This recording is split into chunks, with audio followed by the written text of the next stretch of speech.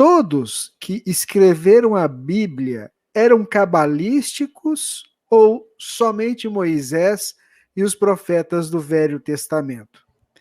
A minha pergunta, que o Elahá diz que somente poucos tinham acesso à Cabala. Se for assim, teremos que fazer interpretações de diferentes modos no Velho Testamento e no Novo Testamento?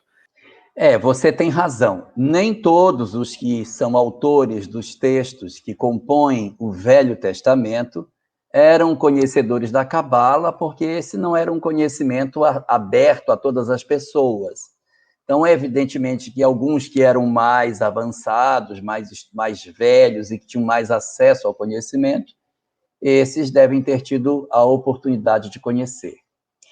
Agora, quando você me comenta sobre a dificuldade que isso gera, porque na hora de interpretar o texto bíblico a gente não sabe se quem está escrevendo é cabalista ou não, a gente não deve se preocupar com isso. Porque o texto bíblico não é nosso objeto de observação primeira em termos de religião.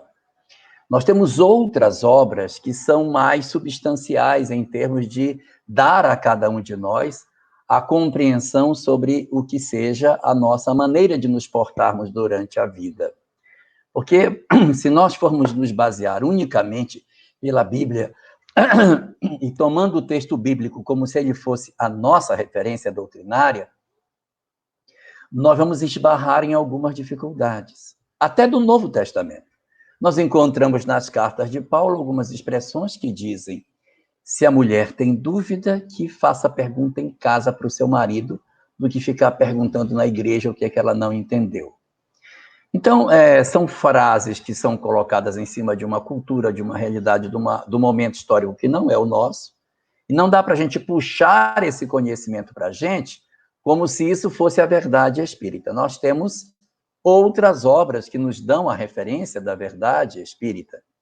Então, essa verdade, ela está no Livro dos Espíritos, e a parte moral do Livro dos Espíritos, a sua terceira parte, é que é a nossa referência verdadeira.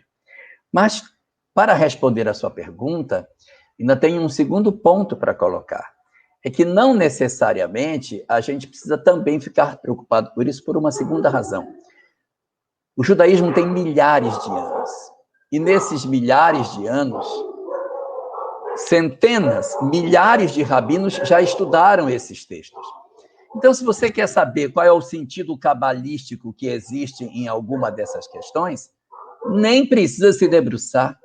Você tem inúmeras obras espirituais de cabala que pegam os textos religiosos e fazem essa transição para nós, sem que você precise conhecer de judaísmo para isso. Então, você tem várias, não tem só a Torá.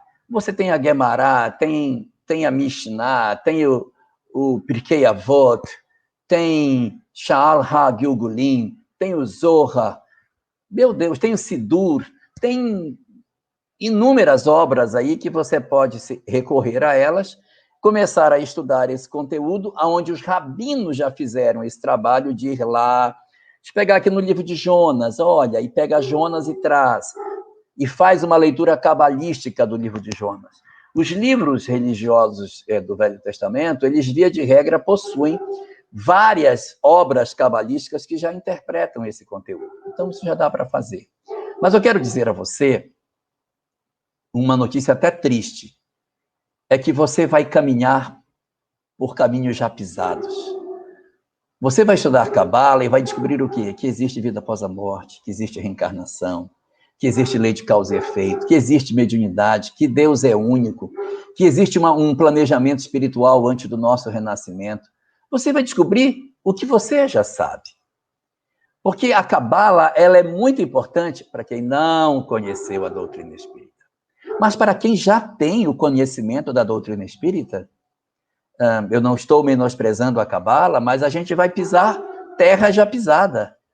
Então, eu particularmente, né, eu gosto de recomendar a Cabala para quem tem resistência ao espiritismo, para quem gosta de Bíblia e tem resistência, leia a Cabala, dá uma lida nisso, porque aí a pessoa vai conhecer essa mesma verdade por um outro caminho. Para nós, já passou o tempo. Nós já temos hoje uma mensagem que é sem parábolas, uma mensagem que é absolutamente clara e que tem um diferencial em relação à Cabala, que é o suporte científico, que nos ajuda a entender determinadas coisas. O fascinante de estudar a Cabala e estudar, por exemplo, o Bhagavad Gita, que tem 5.000 anos, é você olhar o texto, meu Deus, mas isso é cristalino em termos de atualidade. Como pode? Ah, como pode. Mas assim, eu dizer a gente que a gente tem que ir para estudar o Bhagavad Gita, não vale a pena. Porque lá vai dizer que a alma reencarna, vai dizer da lei de causa e efeito, vai dizer que os espíritos progridem, que existe um processo evolutivo, que o amor é a chave para a evolução. Eu não preciso disso. Mas para quem não conhece o Espiritismo, pode ser uma boa forma de se aproximar da verdade universal que não tem portas. Ela tem inúmeras formas de você chegar. E se a gente perceber, se a fonte é única, não pode ter contradição. A contradição ocorre por conta dos homens. Então, é por aí que a gente tem que ir. Estudar, sim, mas não se debruçar sobre isso como se fosse a nossa verdade absoluta. O texto bíblico é, para nós, uma boa referência histórica, um bom conjunto de verdades interessantes. Mas nós não podemos tomar tudo o que ele diz à conta de verdade científica e absorver aqueles conceitos que são postos como se aquilo fosse a verdade inamovível da forma como Deus interpreta a nossa relação com as criaturas.